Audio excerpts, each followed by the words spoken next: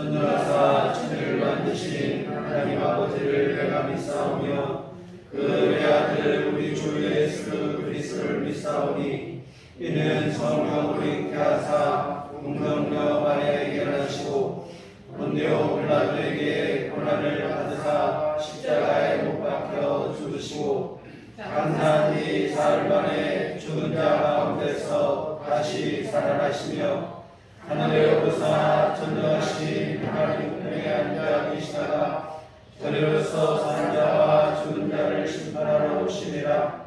성령을 믿사오며 거룩한 공회와 성도가 서로 교통하는 것과 죄를 사하여 주시는 것과 몸이 다시 사는 것과 영원히 사는 것을 믿사옵나이다.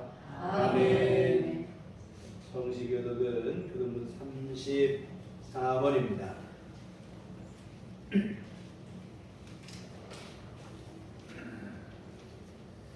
우리의 능력이 되시는 하나님을 향하여 기쁘게 노래하며 야곱의 하나님을 향하여 즐거이 소리칠지어다. 시들을 끌며 소금을 치고 아름다운 수금에 빛깔을 아우를지어다. 초하루와 보름과 우리의 명절의 나팔을 불지어다. 이는 이스라엘의 유래로 야곱의 하나님의 유래로다. 하나님이 애굽 땅을 치러 나아가시던 때에 요셉의 족속 중에 이를 증거로 세우셨도다.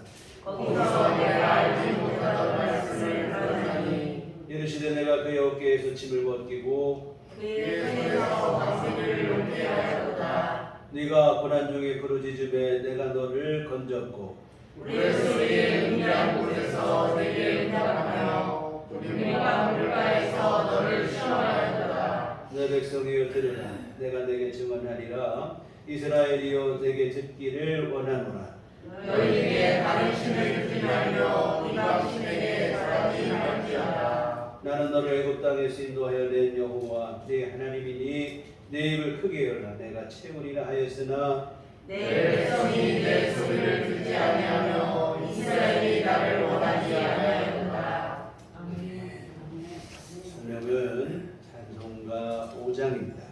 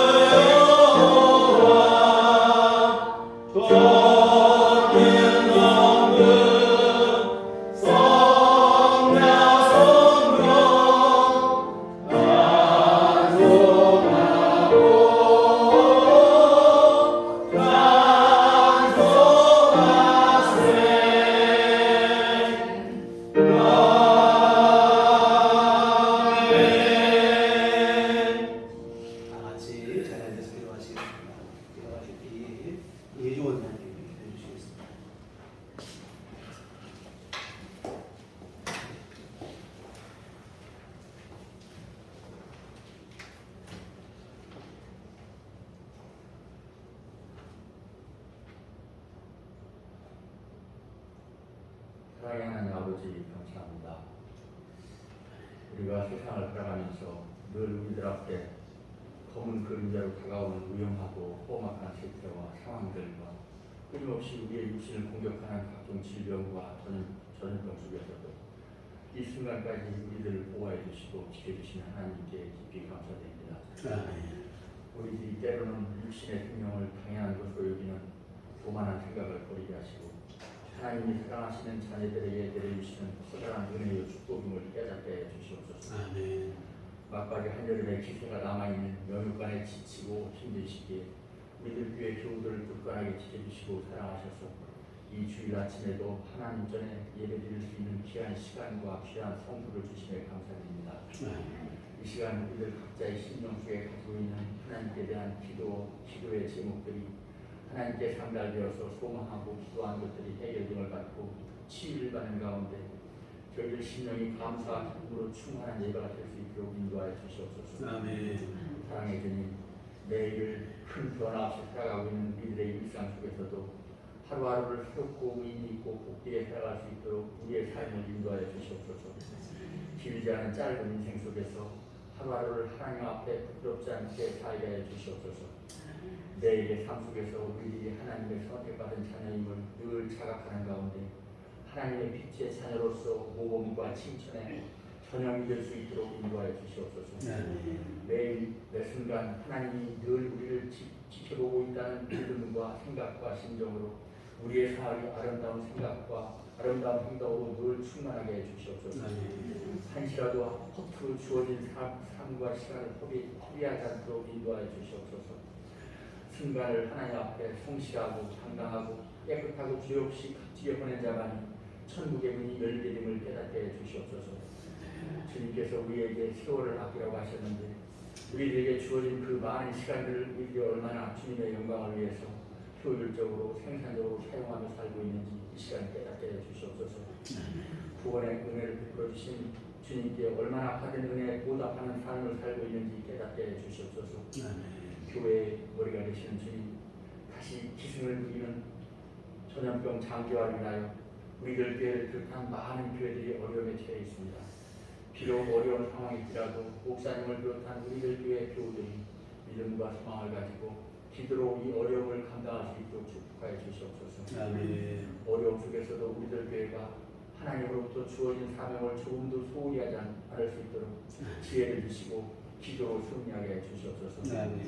주님께서 이 세상에 오실 때 섬김을 받으러 오신 것이 아니라 섬기러 오신 것처럼 우리들 교회가 세상을 향해 사랑으로 섬기며 복음을 전파하는데 소홀함이 없는 교회가 될 수 있도록 인도하여 주시옵소서. 사랑하는 하나님 아버지, 내일 8월 15일은 일본 제국주의의 모진 압제로부터 우리 대한민국이 해방된 뜻깊은 날입니다. 해방 후 수많은 고난의 세월 속에서 이 나라를 악으로부터 구원하여 주시고 폭발적인 주님의 복음 전파와 더불어 이 나라를 세계 경제 대국으로 세워주신 하나님께 감사합니다. 이 모두가 대한민국을 사랑하시는 하나님의 은총이요 축복임을 믿습니다.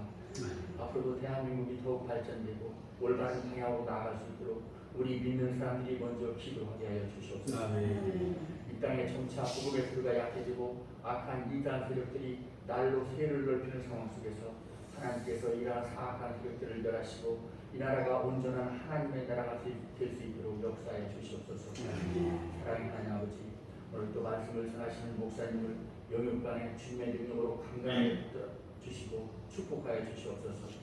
말씀을 듣는 우리 신령마다 영의 눈을 뜨게 하시고 말씀을 간절히 사모하며 기쁨과 깨달음을 얻어가는 귀한 시간이 될 수 있도록 인도하여 주시옵소서.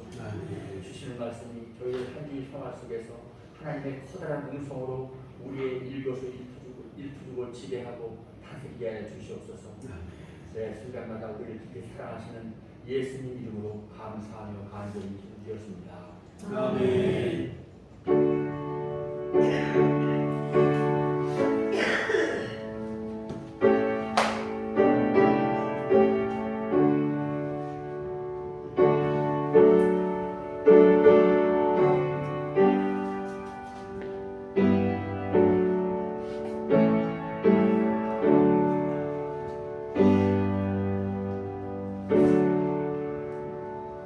주님 가르치신 기도하시겠습니다. 하늘에 계신 우리 아버지여, 이름이 거룩히 여김을 받으시오며 나의 마옵시며 뜻이 하늘에서 이룬 것 같이 땅에서도 이루어지이다. 오늘날 우리에게 일용할 양식을 주옵시고 우리가 우리에게 죄 지은 자를 사하여 준 것 같이 우리의 죄를 사하여 주옵시고 우리를 시험에 들게 하지 마옵시고 다만 안에서 구하옵소서. 나라와 권세와 영광이 아버지께 영원히 싸움나이다. 아멘. 이 시간 우리에게 주신 하나님 말씀은 신약성경 요한계시록 14장 14절부터 20절까지 말씀 보시도록 하겠습니다. 요한계시록 14장 14절부터 마지막 20절까지 말씀 다 같이 한 목소리로 합독하시도록 하겠습니다.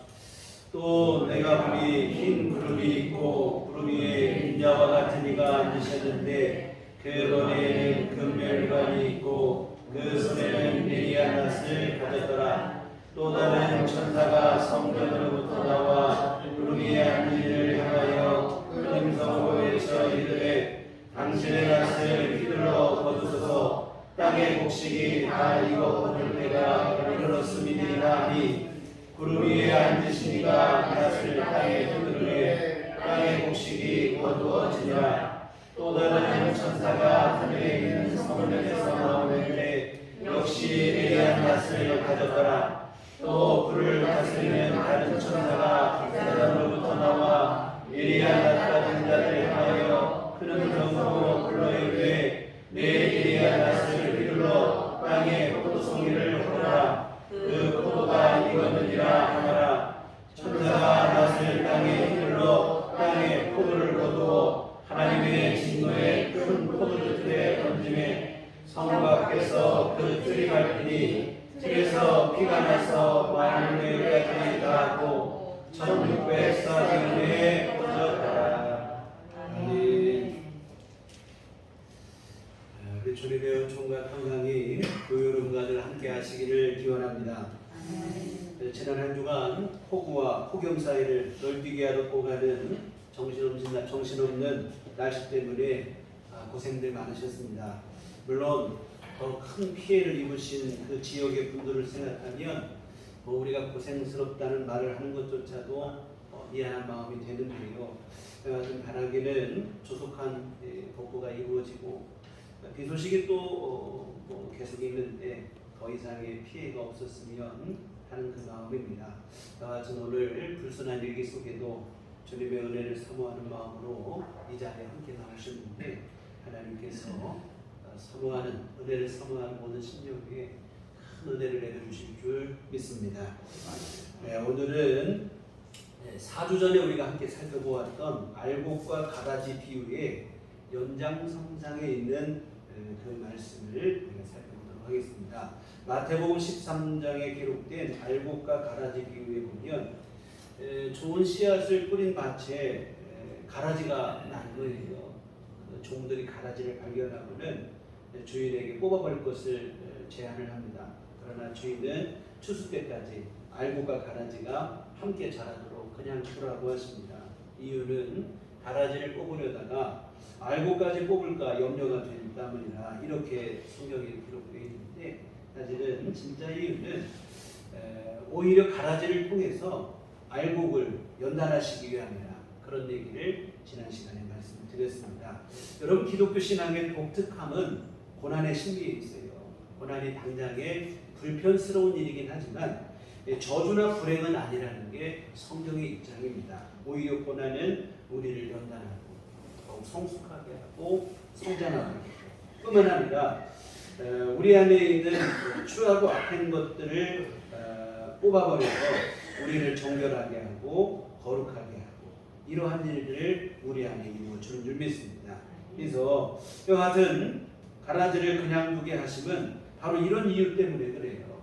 때로 우리가 손해를 보기도 하고 상처와 아픔을 당하기도 하겠지만 그 일을 통해서 우리는 더욱 단단해질 것이고 성장하고 정결하게 되어질 것이다, 이 말입니다. 이 하나님은 가라지를 뽑지 않고 함께 자라게 두시는 것인데요.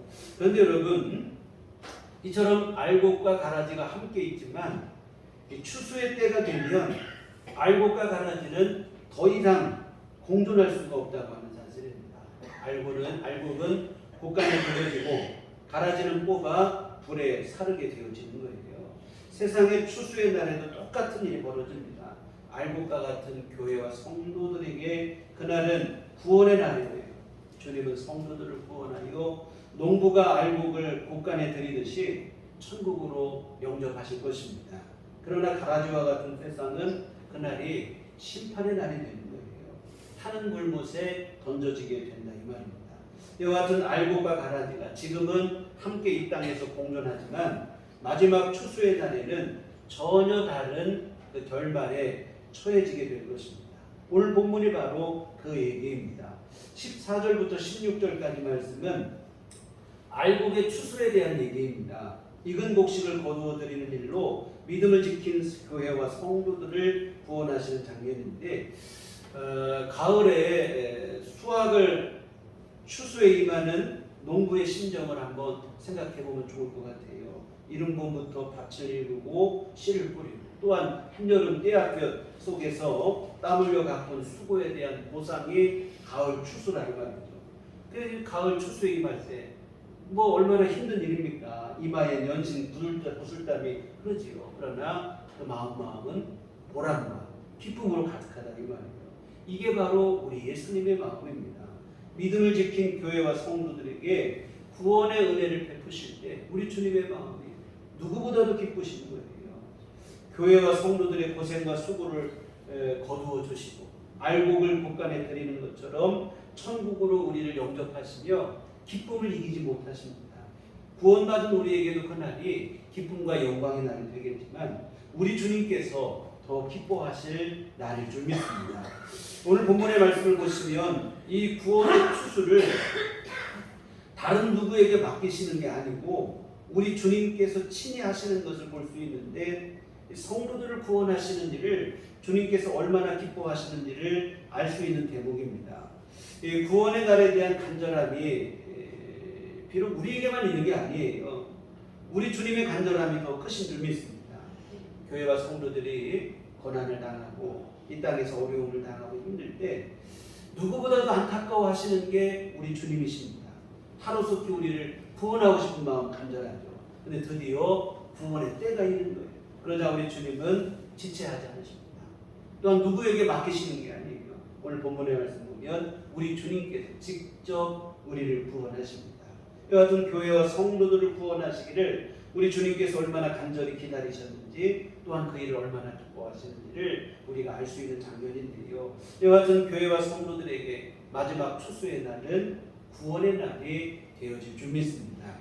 다음으로 이제 17절부터 20절까지 말씀은 좀 무서운 얘기인데 가라지와 촉정이를 불에 태우는 일이 되어지는데 오늘 본문에서는 포도송이에서 추수하는 것에 비유를 해서 말씀을 하고 있는데요. 이 포도가 익었다고 했는데 이것은 긍정적인 의미로 포도가 잘 익었다 이런 의미가 아니고 부정적인 의미로 이 땅의 악한 자들의 불신과 죄악이 극악에 달했다는 그러한 표현으로 보시면 될 것 같아요. 이와 같은 포도가 익자 그 포도송이를 거두어 포도주 틀에 넣고 즙을 짜는데 그 포도주 틀이 진노의 포도주 틀이라고 했어요. 여러분 이게 포도 수확을 해서 즙을 짜고 이것은 뭐 영광스러운 일인데 오늘 본문은 진노의 포도주 틀로 이게 의미가 달라요. 여하튼 뭐냐면 포도주 틀에서 포도를 밟아서 즙을 짜듯이 악인들을 심판하시고 벌하시겠다 하시는 얘기인데 근데 우리가 포도주 틀에서 포도즙을 짜는 것은 우리 문화에는 익숙지가 않아요. 우리나라에는 뭐 포도 농사가 많고 뭐 그런 데가 아니니까 우리에게 좀 익숙한 표현 비슷한 게 뭐가 있겠냐면 기름을 짜는 것을 생각하시면 될 것 같아요. 우리가 뭐 참깨, 들깨 수확해서 기름을 짜는데 여하튼 기름을 짜듯이 심판하시겠다. 생각만 해도 참 끔찍한 장면입니다. 그런데 여러분 그 포도주 틀에서 밟아서 즙을 짜는데 오늘 말씀에는 뭐라고 되어 있냐면 처음에는 포도주 틈에서 포도즙을 짠다고 되어 있는데 그 틀에서 나오는 게 뭐냐면 포도즙이 나오는 게 아니고 20절에 보면 성 밖에서 그 틀이 밟히니 틀에서 피가 나서 이렇게 되어 있어요. 그러면 피가 즙을 짜듯이 피를 짠다. 참 이거 좀 무서운 얘기가 되어지죠. 여하튼 그 피가 어디까지 이르느냐 말굴레까지 이르렀다고 되어 있어요. 말굴레는 말의 머리에 씌우는 굴레로 말굴레까지 피가 찼다고 하면 사람 키보다 더 큰 거예요. 말의 머리까지 하면 사람보다 훨씬 더 높잖아요. 그리고 그 즙이 그 피가 얼마까지 흘렀느냐 1600 스타디온에 퍼졌다고 했는데 오늘날 우리가 알고 있는 거리 단위로 환산을 하면 320km 정도가 되어집니다. 뭐 서울, 부산 이 정도 거리라고 볼 수 있는데요. 이것은 실제 거리에 대한 표현이라기보다는 세상 끝까지 주님의 심판이 임하게 될 것에 대한 상징적 표현으로 보는 게 좋을 것 같아요. 여하튼 믿지 않는 자들이 마지막 날이 되면 마치 포도주 틀에서 포도를 밟아 즙을 짜는 것 같은 그 무서운 심판을 받게 될 것이다 하는 얘기입니다. 여러분 아직은 알곡과 가라지가 이 땅에 함께 공존합니다. 그러나 언제까지나 계속 함께 할 수 있는 게 아니에요. 언젠가는 반드시 이처럼 심판과 구원으로 구분이 되어지는 날이 온다 이 말입니다. 그래서 알곡과 가라지를 구별하여 알곡은 천국 국간에 드리고 가라지는 지옥의 불못에 던져지게 되는 것인데 드는 의문이 있어요. 이왕에 이럴 것 같으면 진적부터 구별하시면 좀 편할 텐데 왜 마지막 날에 이렇게 하시나 싶으신데요. 앞에서 말씀드린 것처럼 가라지를 통해서 오히려 알곡을 연단하고 성장하고 정결하게 하시기 위함입니다. 그리고 또 하나는 뭐냐면 이게 지난 시간까지 살펴보신 얘기고 오늘 우리가 살펴보실 얘기는 뭐냐면 왜 함께 공존하게 하시는가 또 하나 이유가 있어요. 구원의 문제 때문에 그렇습니다. 여러분 지금 가라지라고 해서 계속 가라지를 있는 게 아니에요. 가라지도 알곡이 될 수 있다 이 말입니다. 얼마든지 알곡이 될 수 있어요. 고린도후서 6장 2절에 보면 가라사대 내가 은혜 베풀 때에 너를 듣고 구원의 날에 너를 도왔다 하셨으니 보라 지금은 은혜 받을 만한 때요 보라 지금은 구원의 날입니다. 지금은 은혜의 때고 구원의 날이라는 거예요. 가라지에게도 알곡이 될 수 있는 구원의 기회가 지금 있다 이 말이에요. 그래서 여러분 주님께서 가라지를 뽑지 말라고 하시는 이유가 여기 있습니다.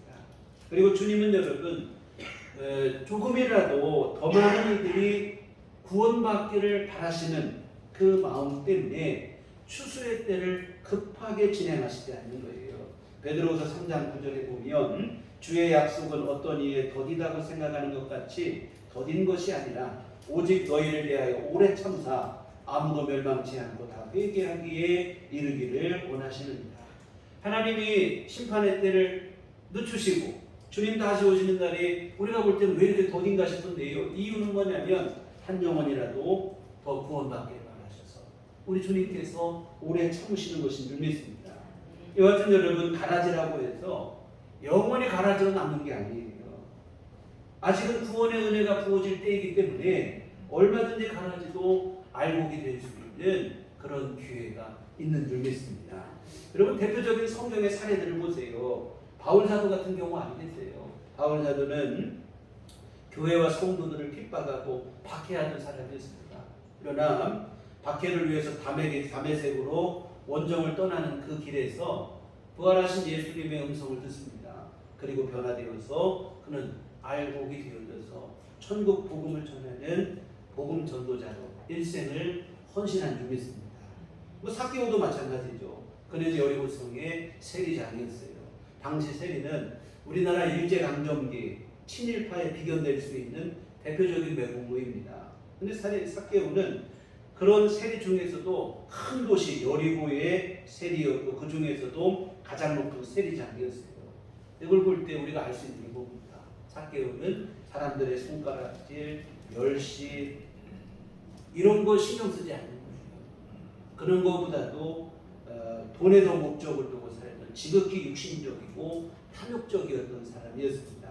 그런데 이 삭개오가 예수님 만나고 완전히 새 사람이 되고 자신의 재산을 절반을 가난한 자들에게 나눠줍니다. 내가 누구에게 손에 끼친 거 있으면 내가 배상을 하겠다. 이렇게 나오는 거예요. 돈보다도 가치 있는 것이 있다는 것을 깨달은 것인데 돈보다도 가치 있는 건 무엇입니까? 우리 주님께서 베풀어 주신 구원의 은총인 줄 믿습니다. 이와 같은 가라지에 불과했던 사람이 삭개오가 이처럼 알곡이 됐어요. 이와 같은 여러분, 가라지를 뽑지 말라고 하신 이유가 바로 여기에 있습니다. 가라지도 얼마든지 알곡이 될 수 있기 때문에 그래요. 우리 주님은 한 영혼이라도 더 구원받기를 간절히 바라시는 줄 믿습니다. 지금 고난당하고 어려움당하는 교회와 성도들을 생각하면 예수님께서 빨리 이 땅에 오셔서 이들을 구원하고 싶은 마음이 간절하시지만 그럼에도 불구하고 아직 구원받아야 될 사람들이 이 땅에 너무 많이 남아있다 보니까 차마 그렇게 하시지 못하시고 기다리시는 참 우리 주님의 딜레마라 이 말입니다. 여하튼 주님은 한 영혼이라도 더 구원받기를 바라시는 마음 때문에 가라지를 뽑지 말라고 하셨어요. 알곡 신자가 되어서 구원받기를 바라시고 그들을 뽑지 않으시고 오래 참고 기다려 주시는 중인 줄 믿습니다. 근데 여러분, 그 일은 그냥 저절로 되는 건 아닌 것 같아요. 알곡 성도들의 전도에 의해서 이 일이 가능하게 되어집니다. 여러분, 방금 소개해드린 바울 사도와 삭개오 외에 수많은 사람들이 교회와 성도들의 전도에 의해서 구원의 은총을 받아 누렸습니다. 성경에 얼마나 많은 기록이 있고 우리 교회 역사에 얼마나 많은 기록이 있고 뿐만 아니라 멀리 생각할 것도 없어요. 오늘 이 자리에 계신 여러분 자신이 바로 그 주인공이라는 말입니다. 여러분도 누군가의 전도에 의해서 또한 누군가의 끊임없는 기도에 의해서 예수 믿게 되는 거예요. 예수 믿기 전 우리 또한 성경이 말하는 가라지에 불과한 죄인이었다 이 말이죠. 그런데 누군가의 전도, 끊임없는 기도, 그 헌신에 의해서 오늘 우리가 예수 믿게 됐고 결국 구원받은 하나님의 백성이 되어졌습니다. 이 가라지에 불과했던 우리가 이제 알곡 신자가 되었고 천국 백성으로 거듭나게 되어졌습니다. 여러분, 가라지를 뽑지 말라고 하심은 바로 이러한 구원의 역사에 대한 우리 주님의 간절함 때문입니다. 가라지도 알곡이 될 수 있기 때문에 우리 주님이 참고 기다리시는 거예요. 여하튼 오늘 본문의 말씀을 보면 우리가 이제 우리 마음속에 갖게 되는 두 가지 마음이 있어요. 제가 오늘 본문을 설교를 준비하는 이 두 가지 마음이 우리 안에 제 속에 있는 거예요. 우리 여러분 안에 똑같은 줄 믿습니다. 첫째는 뭐냐면 구원받은 은혜에 대한 감사함입니다. 이 가라지의 끔찍한 결말을 생각해 보세요. 오늘 말씀에서는 포도주 틀에 던져져서 즙이 짜지듯이 심판을 받고, 또 예수님 비유에서는 가라지를 거두어서 불에 태우는 그러한 벌을 받고, 여러분 가라지의 끔찍한 결말을 생각할 때 오늘 우리가 알곡 신자가 되어서 천국 곳간에 들어갈 것에 대한 소망이 우리 안에 주어졌다는 사실이 얼마나 귀하고 감사한 일인지 몰라요. 주님께서 베푸신 십자가 복음이 감사하고, 또 오래 참고 기다려주신 것이 또 감사하고, 또 누군가 나에게 그 힘들고 어려움 중에도 힘쓰고 애써서 복음을 전해준 그 사람에게 또한 감사한 마음이 되어지는 거예요. 여러분, 우리가 당장은 살림이 늘어나고 재물이 쌓이고 명예가 성공이 이루어지고 이런 것이 귀한 일인 것 같지만, 사실은 알곡 신자가 되어서 천국 백성이 되었다는 사실보다 더 귀한 일은 없는 줄 믿습니다. 이와 같은 구원받은 은혜에 대한 감사가 오늘 여러분 안에 분명히 자리 잡게 되기를 주의 이름으로 부탁을 드립니다. 지난 한 주간 기도하고 또 설교 말씀을 준비하는 중에 깨달은 바가 바로 있는데요. 기도하는데 갑자기 어느 순간 목회에 대한 그 부담이 생기고, 내 지금 목회하는 게 너무 버겁고 힘든 마음이, 코로나로 타격을 받고 어려워진 탓도 있지만 그와 상관없이 때로 갑자기 불쑥불쑥 아주 사소한 일에도 낙심이 될 때가 있는데요. 여하튼 이날도 갑자기 기도하는데 마음이 어둡고 무거워지고 그러는 거예요. 힘든 마음에 하나님께 하소연하듯이 비슷한 기도를 하고 있는데, 그때 마음에 드는 생각이 뭐냐면, 이건 내가 원망하고 불평할 일이 아니라는 거예요.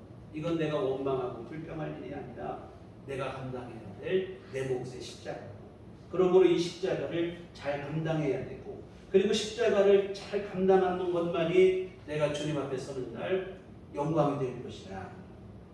이 주님께서 준 마음이라고 저는 생각을 해요. 그러면서 예전에 설교하면 드렸던 예화가 생각이 나는 거예요. 한 여자 성도님이 힘든 시집살이 속에서 신앙생활하는데 너무 힘들고, 하루는 잠을 자다가 꿈을 꾸는데 꿈속에서 예수님을 만났어요. 예수님 만나니 얼마나 반가워요. 뭔데 내 십자가 진 게 너무 힘들다고, 예수님 내 십자가를 좀 줄여주시라 했더니 예수님이 아무 말 없이 십자가 한쪽을 잘라주시는, 한결 가벼워지니까 기분이 상쾌해져요. 근데 시간이 지나고 나니까 또 무거워지는 거예요. 그것도 또 무거운 거예요. 그래서 주님께 십자가를 좀 더 줄여달라고 했더니 또 한쪽을 잘라주시고, 그 후로도 힘들 때마다 예수님께 십자가를 줄여주시고, 또 그때마다 주님은 또 그 부탁을 외면하지 아니하고 십자가를 잘라서 그냥 가볍게 해주시는 거예요. 근데 한참을 이렇게 지나다 보니까 눈앞에 큰 강이 펼쳐지는 거예요. 이 강을 건너가야 되는데, 근데 배가 없어요. 배 타고 건너가면 좋은데 배가 없어.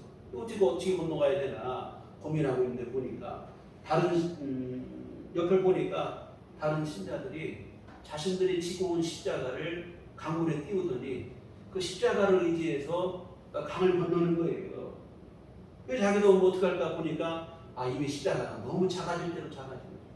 그걸 띄워가지고는 십자가로, 그 작아진 십자가로 강을 건너기는 턱없이 역부족이 되는 그런 상황이에요.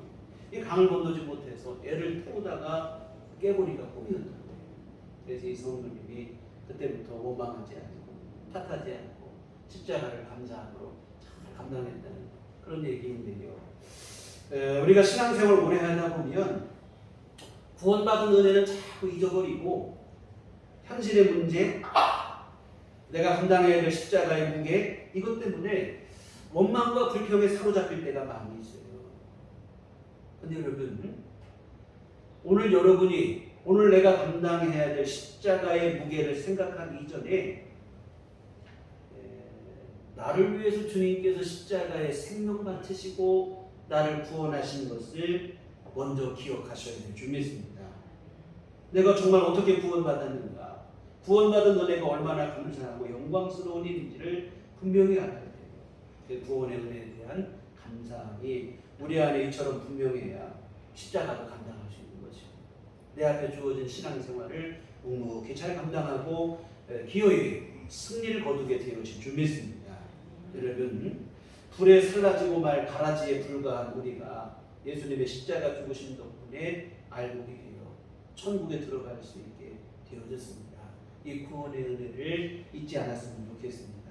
이 은혜를 늘 감사하셔서 설령 눈앞에 시련과 고난으로 눈에는 눈물이 흐를망정 우리 마음속 깊은 곳에는 구원의 은혜에 대한 감사와 감격이 마르지 않았으면 좋겠습니다.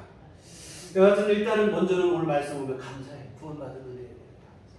다음으로 드는 생각은 뭐냐면 전도에 대한 절실함이다 이 말입니다. 오늘 저와 여러분은 이미 예수를 믿어 알곡 신자가 됐어요.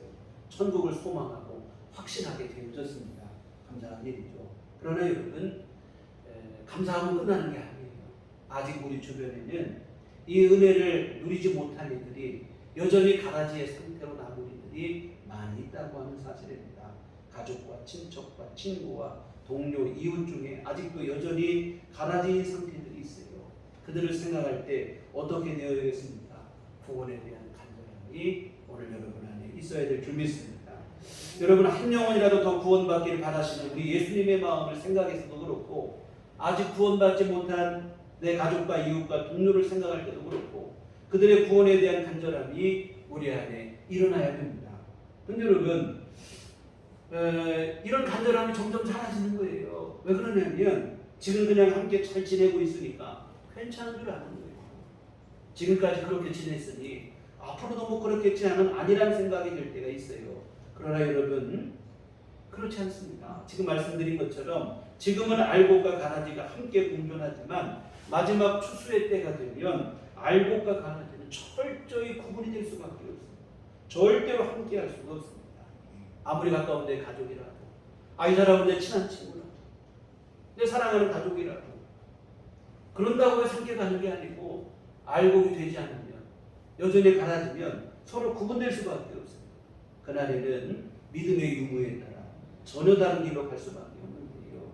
여하튼 언제나 지금처럼 이렇게 함께 할 수 있는 게 아니에요. 지난주에 순대 목사님 장례식이 있어서 장례식을 다녀왔어요.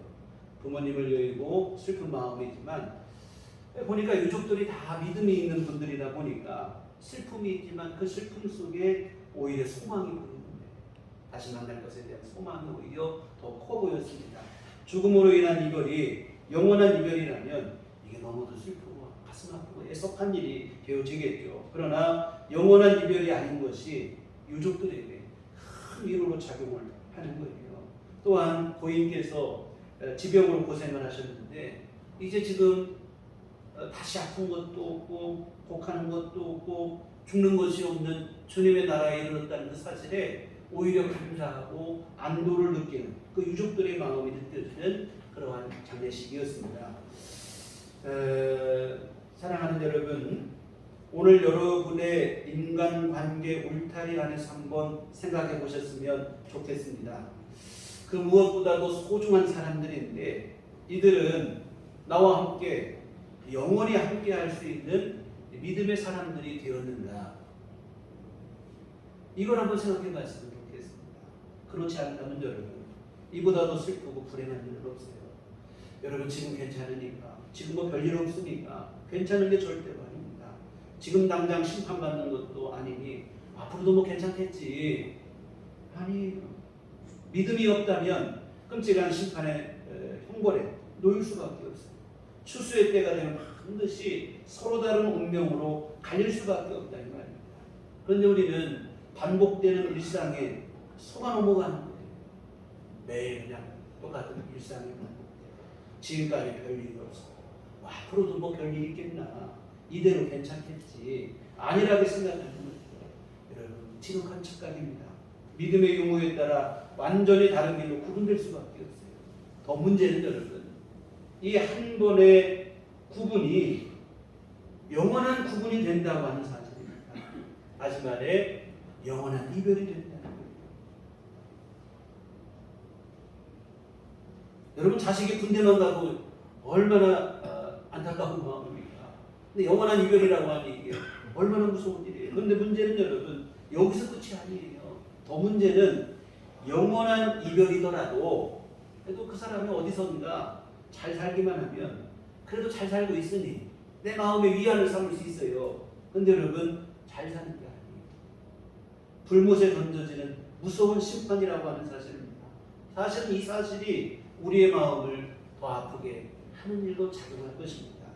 사랑하는 성도 여러분, 지금은 한 영혼이라도 더 구원받기를 바라시는 마음으로 우리 주님께서 오래 참으시는 시간입니다. 지금껏 괜찮으니까 앞으로도 괜찮겠지 하는 안도감을 가지라고 우리에게 주신 그런 시간이 아니에요. 여러분, 이 땅의 교회와 성도들의 핍박과 박해 때문에 여러분 지금도 세계 곳곳에 예수 믿는 믿음 때문에 죽어가는 이들이 얼마나 많은지 몰라요. 이런 것을 볼 때 우리 주님의 애가 타요. 그럼에도 불구하고 차마 이 땅의 가라지를 포기하실 수 없어서 힘겹게 오래 참고 기다려주시는 그런 시간입니다. 주님의 애타는 이 심정을 여러분이 아셔야 돼요. 그리고 아직 구원받지 못한 가족과 이웃에 대한 절박함이 우리 안에 있어야 됩니다. 그냥 괜찮겠지, 문제 없겠지, 아니란 태도는 지독한 착각입니다. 아직은 하나님이 오래 참으시지만, 우리 주님이 기다리시지만, 그러나 영원히 참으시는 것은 아닙니다. 이 사실을 명심해야 돼요. 때가 되면 심판하시는 날이 임할 수밖에 없어요. 그때는 여러분 돌이킬 수가 없습니다. 그리고 설령 마지막 추수의 날이 아니더라도 여러분 각 개인의 인생의 종말이 있다 이 말입니다. 육신의 생명이 다하고 나면 구원받을 기회는 사라지고 마는 거예요. 그건 여러분 젊으니까 괜찮고 아닙니다. 내일을 보장할 수 없는 게 인생이라 이 말이에요. 기회가 언제나 있는 게 아닙니다. 안일한 마음을 버리고 절박함과 간절함이 우리 안에 있었으면 좋겠습니다. 또 하나 우리가 속는 게 있어요. 비슷한 얘기가 될 수 있는데요. 큰 문제 없이 잘 살고 있으면 괜찮은 줄 착각하는 거예요. 여러분, 악하고 속썩이고 아주 나쁜 짓하고 그런 사람만 가라지가 되는 게 아닙니다. 누구보다도 성실하고 신실하고 진실한 사람인데도 가라지인 경우가 허다합니다. 열심히 사니까, 성실하게 잘 사니까, 남에게 피해 안 주고 걱정 안 끼치고 잘 사니까, 그러니까 괜찮겠지, 안심하시면 오산입니다. 예수님 말씀하시기를 나와 함께 모으지 않는 자는 해치는 자라는 말씀을 하셨어요.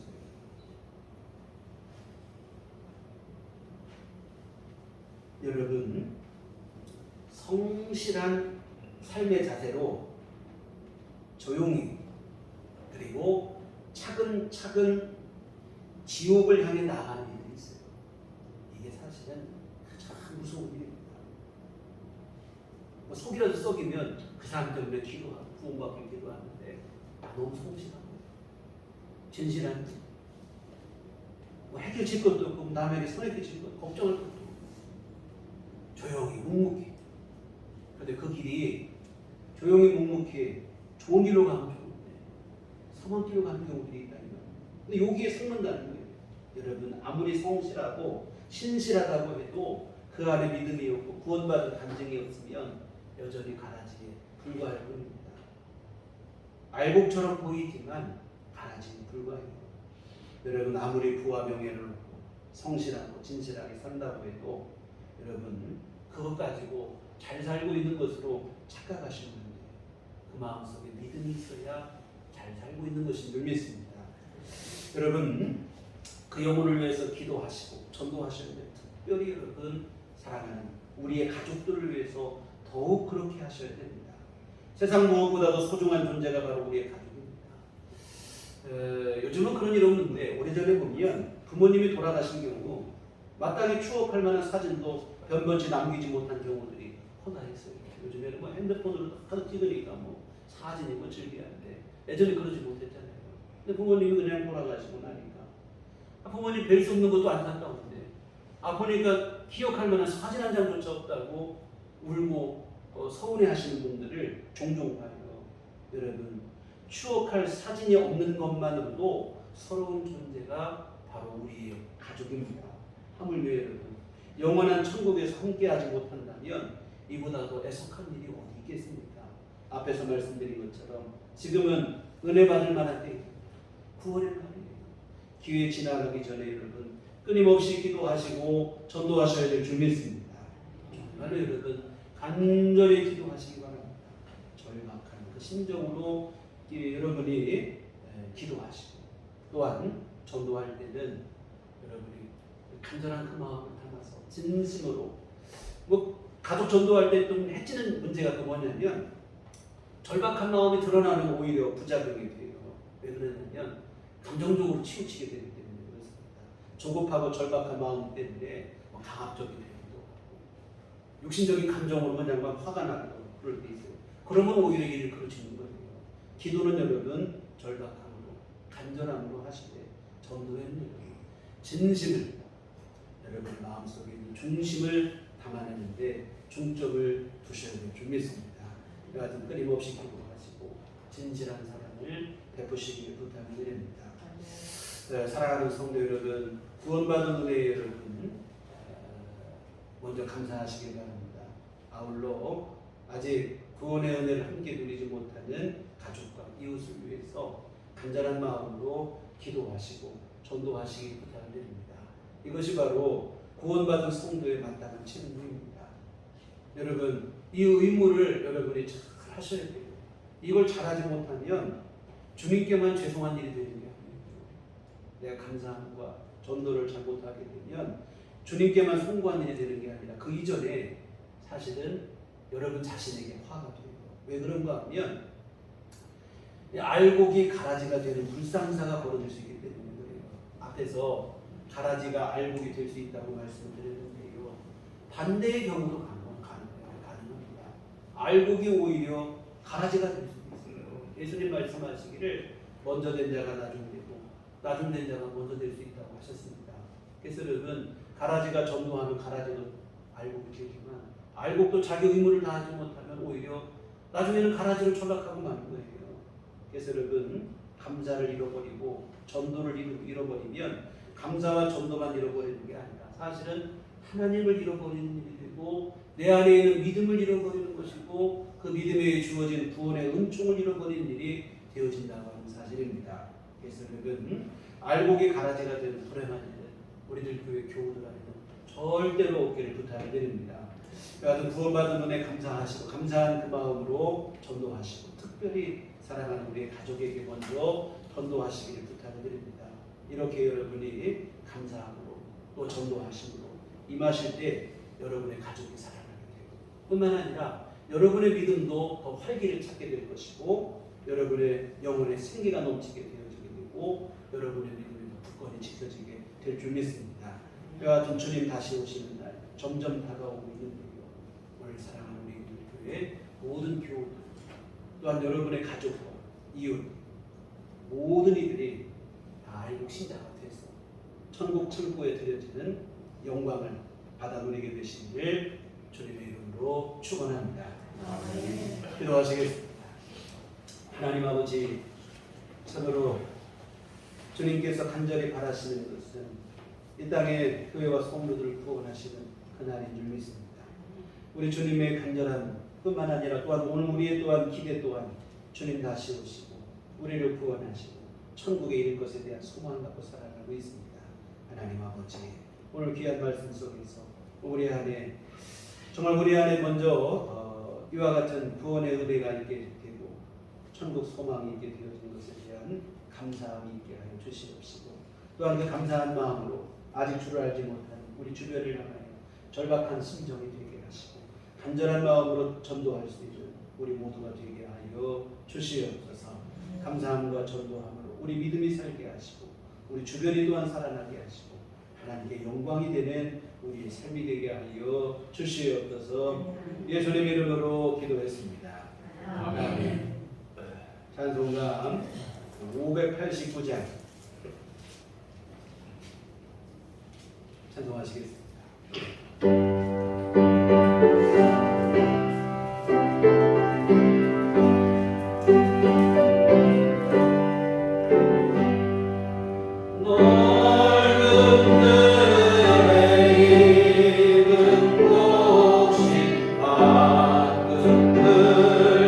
그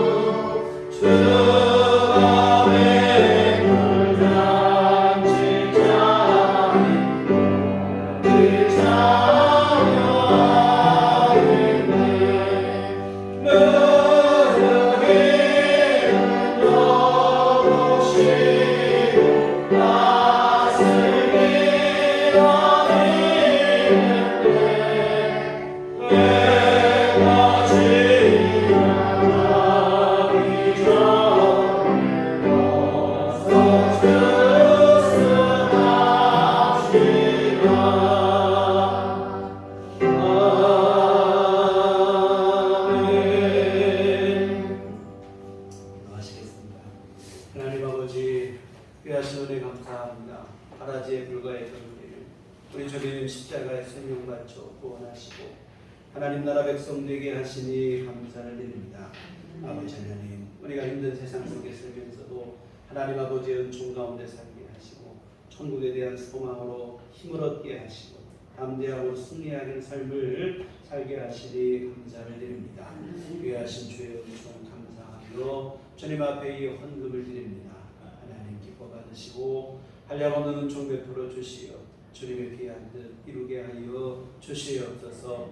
오늘 귀한 헌금을 드리고 몸과 마음과 시간과 정성을 드리고 주님 앞에 예배한 모든 우리 교우들을 기억하여 주시옵시고 주님 은총을 베풀어 주시되 아버지 하나님, 우리 안에 구원의 은총에 대한 감사함이 확실한 아버지 하나님 구원에 대한 확신과 분명한 믿음을 우리에게 허락하여 주시옵소서. 아버지 하나님, 귀하신 주님의 은혜 안에서 아버지 소중한 우리 이웃과 가족 모두를 전도하여 함께 구원받는 온 가족이 예수 믿어 구원받는 귀한 은총을 모든 교우들 가정에 주께서 베풀어 주시옵소서. 아버지 하나님, 또 주님 앞에 간절히 구하옵기는 우리 날마다 주님 앞에 구하는 기도마다 우리 주님 들어주시옵시고 아버지 구원과 구한 것보다도 더 귀하고 좋은 것으로 아버지 우리에게 정말로 필요한 때에 딱 맞는 은혜를 주께서 베풀어 주시기를 간절히 기도하옵나이다. 하나님, 우리 매일매일의 삶이 주의 은혜가 차곡차곡 쌓이는 삶이 되게 하시고 우리 주님의 귀하신 부으심 안에 아버지 하나님의 은혜가 풍성한 귀한 삶이 될 수 있도록 하나님 이끌어 주시옵소서. 또 아버지 하나님, 전염병이 창궐하기 때문에 아버지 하나님, 우리들 교우들 주께서 다 주님 기억하여 주시옵시고 아버지 하나님 보호하여 주시옵소서. 건강으로 잘 이겨낼 수 있도록 도와주시옵소서. 아버지 하나님, 전염병을 주님께서 속히 종식시켜 주시옵시고 이 땅의 모든 이들이 일상을 회복할 수 있도록 하나님 아버지 은혜를 내려 주시옵소서. 아버지 하나님, 또한 무더위 또한 이 폭우 속에서도 하나님께서 우리를 지켜주시고 품어주시면서 안전하게 하여 주시옵시고 하나님 은혜 속에 아버지 하나님 늘 귀하신 은혜로 우리 삶이 더욱더 평강을 누릴 수 있도록 주께서 지키시고 보호하여 주시옵소서. 또 아버지 하나님 질병으로 고통당하는 이들 주님께서 안수하여 친히 아버지 치료하여 주시옵시고 모든 병마를 물리쳐 주시옵시며 건강함으로 생활할 수 있도록 주께서 도와 주시옵소서. 특별히 노년에 계신 우리들 교우들 주님 기억하여 주시옵소서. 아버지 하나님, 이 무더운 여름에 힘들고 어렵습니다. 하나님께서 날마다 새 힘을 허락하여 주시옵소서. 일상생활과 활동에 어려움 없게 하여 주시옵시고 무엇보다 귀한 신령들 안에 하나님께서 은혜를 내려 주시옵소서. 아버지 하나님, 기쁨으로 이 힘들고 어려움들 잘 이겨내게 하여 주시옵소서. 아버지 하나님, 또한 고물가와 이 경제적인 그 어려움 속에서 또 힘들어하는 일도 많이 있습니다. 우리 주님께서 우리 성도들 가정마다 친정마다 하늘문을 여시고 복을 내려 주시옵소서. 아버지 하나님께서 함께 하심으로 일용할 모든 것들이 부족함이 없게 하여 주시옵소서. 아버지 하나님께서 풍성한 은총을 베풀어 주시어서 삶의 어려움이 없도록 주님 은혜를 베풀어 주시옵소서. 아버지 하나님, 또 앞으로 한 주간 살아갈 때도 우리 주님 안에 거하게 하여 주시옵소서. 주의 평강과 주의 은총 안에 거하여 우리 삶이 더욱더 기쁨이 있게 하시고 하나님의 선하신 도와신 가운데서 복된 길 걸어갈 수 있도록 도와주시옵소서. 예수님 이름으로 기도했습니다. 아멘. 교회 소식 시간입니다. 우리 서로 인사하실 때 주님만 바라봅시다.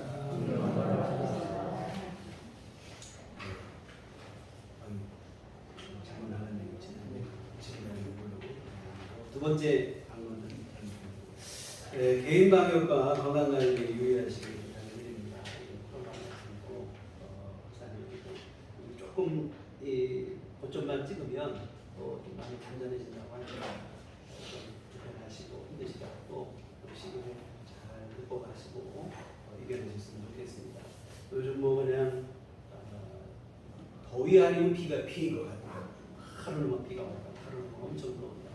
이러다 보니까 좀 피곤하고 하시고 건강관리 잘 하시기 바랍니다. 특별히 우리 어르신들 같은 경우는 잘 드시고 쉬기도 하시고 이렇게 하셔서 체력이 좀 떨어질 때 있는 일도 잘 이겨내시고 조금만 더 지나면 이제 선선한 가을에 아무리 더위가 있다 해도 계절의 흐름 막을 수도 없고 시원한 가을이 오게 좀 있습니다. 네, 교회 밖의 집회와 성경공부 참여를 금하고 교회 중심으로 건강하고 건강한 신앙생활을 함께 이어나가시길 바랍니다. 우리 다 같이 자리에 일어나셔서 서로를 축복하시며 평안을 너에게 주노라 이렇게 찬양하시도록 하겠습니다.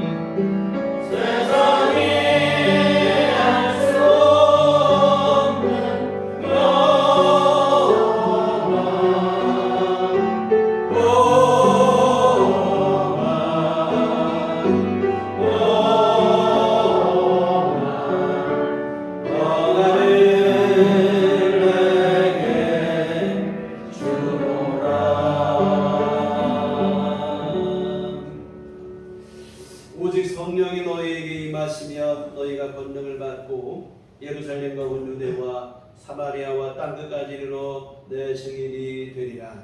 우리가 주의 증인이 되겠습니다. 이제는 우리 주 예수 그리스도의 구속의 은혜와 하나님 아버지의 흑진하신 사랑하심과 성령님의 유교통 역사 감화감동 충만하심 주의 피로 세우신 우리들 교회 위와 주의 은혜 감사함으로 또 전도에 힘쓰기를 소원하고 다짐하는 주의 모든 사랑하는 자녀들 심령 위에 지금부터 영원토록 함께 계시기를 간절히 축원하오.